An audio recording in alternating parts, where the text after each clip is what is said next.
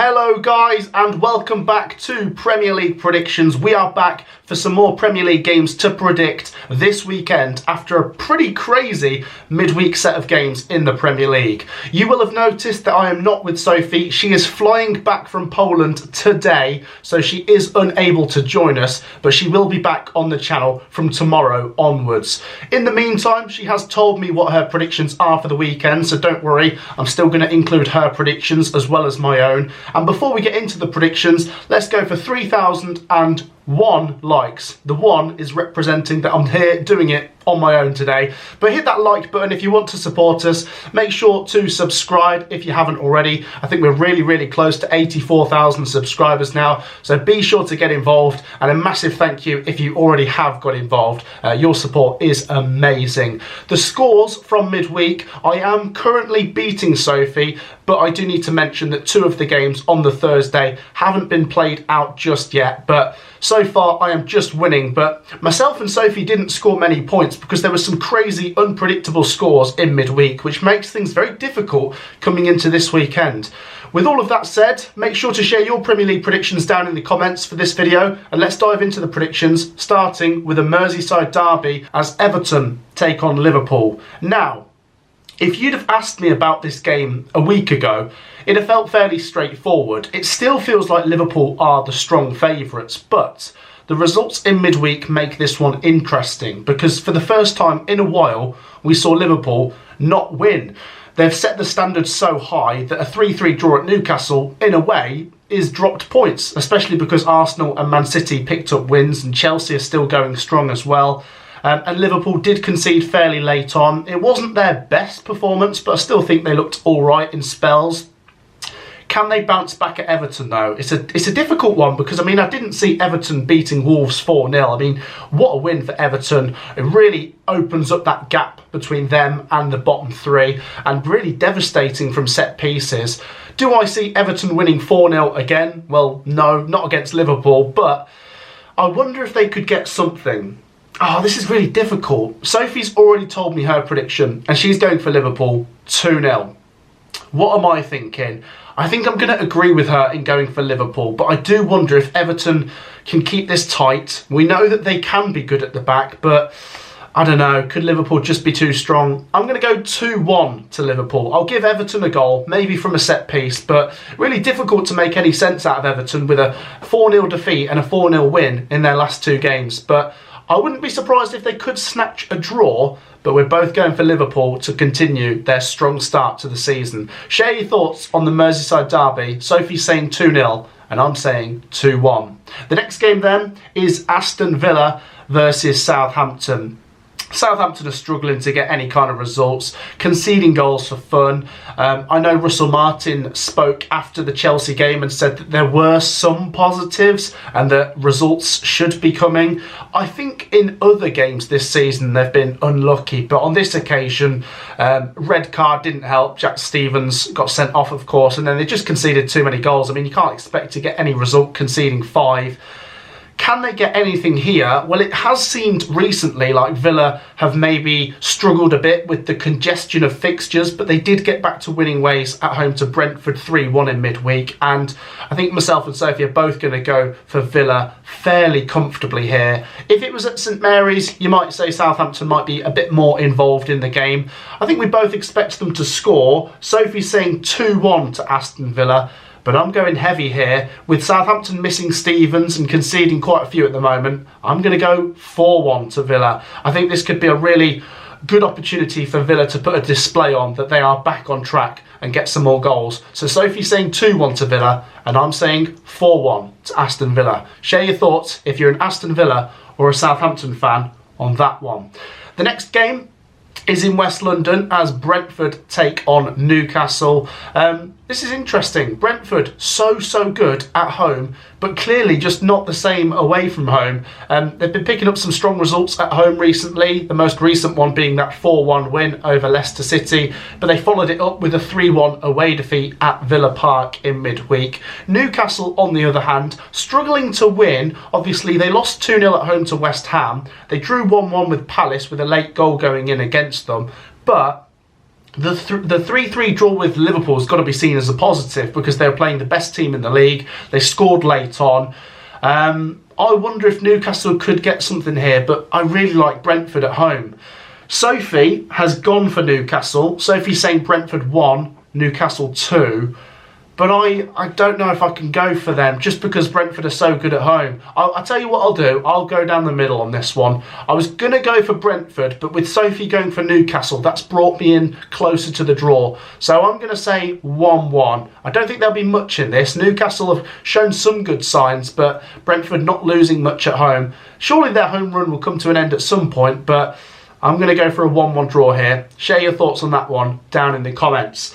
The next one is Crystal Palace versus Manchester City.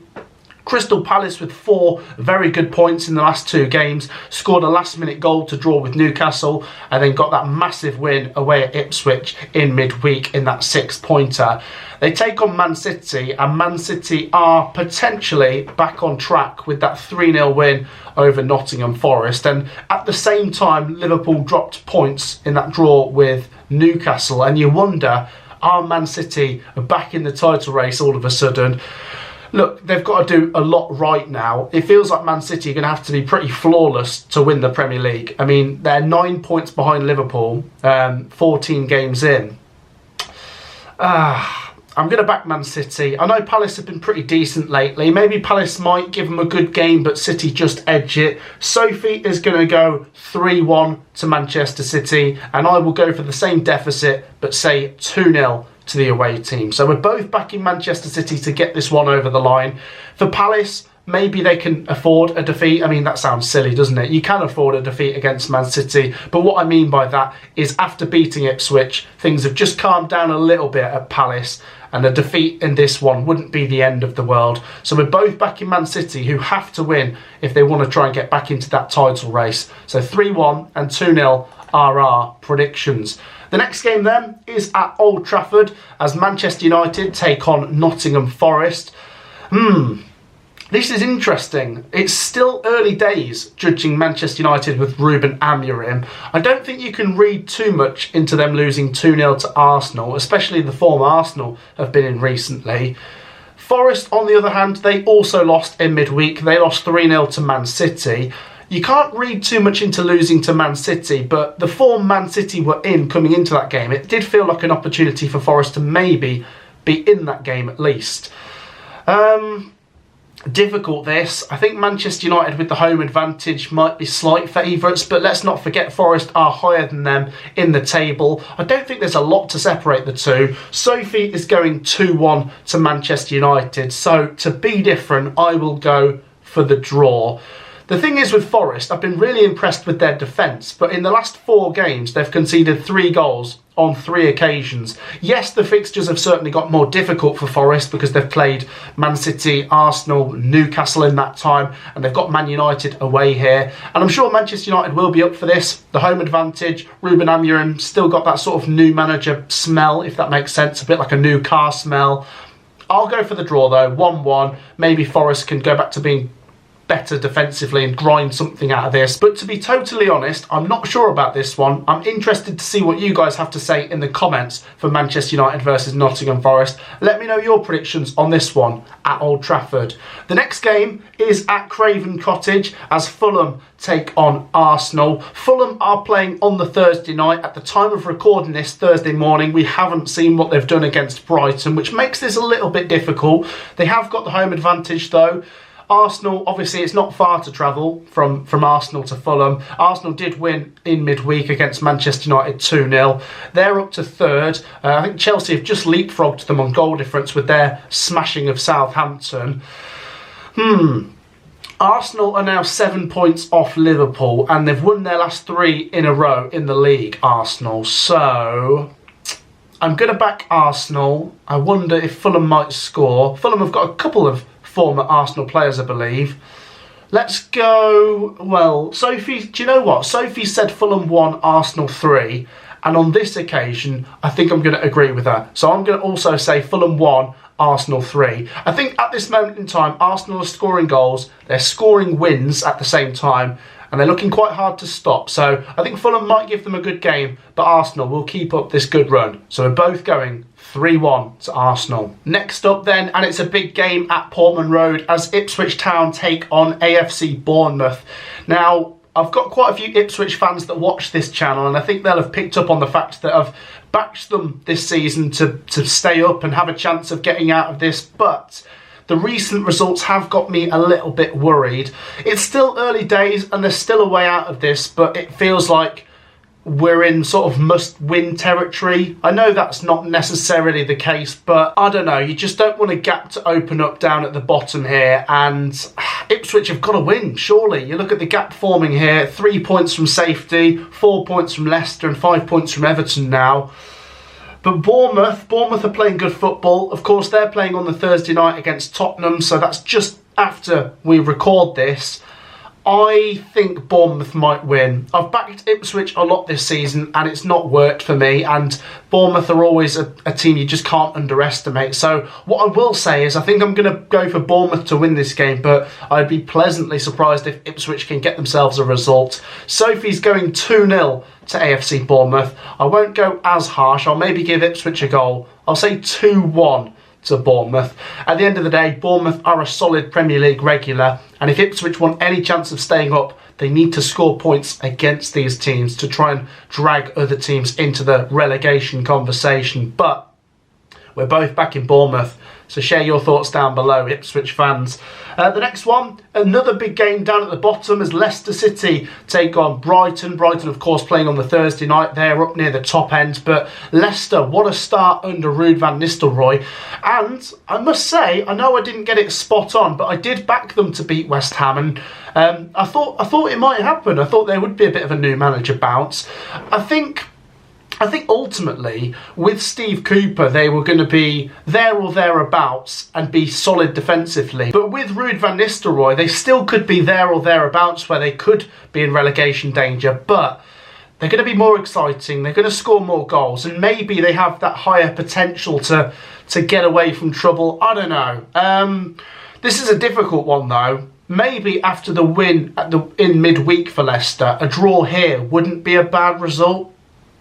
I'm going to go for a draw. I know Brighton are the favourites coming into this one, but Leicester have an extra couple days rest and they have the home advantage. So I'm going to go 1-1 on this one. I'm going to go for the draw, whereas Sophie is just backing the away team, which kind of makes sense. Brighton, I think, should be favourites. She's going 2-1 to the Seagulls, whereas I'm going 1-1. I think the Foxes could get something. Share your thoughts though if you're a Leicester fan. Do you feel like things suddenly feel a lot more positive around the King Power after that new appointment and that first win for Ruud van Nistelrooy? Share your thoughts. The next one is at the Tottenham Hotspur Stadium as Tottenham take on Chelsea. Wow, what a game this could be. I think it guarantees goals. I think both teams will probably score in this one. Tottenham play on the Thursday night away at Bournemouth, and then they obviously come back for this one. Tottenham will have the home advantage. Chelsea, though, 5-1 winners at Southampton, and they're second in the table now. Maybe they're not being spoken about enough because most people don't think they realistically can win the Premier League. But for now, they're certainly in that conversation. Ah, dear. Deary me. Sophie is using this opportunity to play her bonus point. She's gone 3-2 to Chelsea. I'm wondering if Spurs could turn up and maybe win this. I don't know. Spurs are so hot and cold, aren't they? This game will be open. It could go either way. I wouldn't be surprised if either team smashes the other 4-1. I just think Chelsea have been the more consistent of the two. And Enzo Maresca, what a job he's doing at Chelsea. So I'm going to agree with Sophie. I'm going to back Chelsea. I'm going to go 3-1.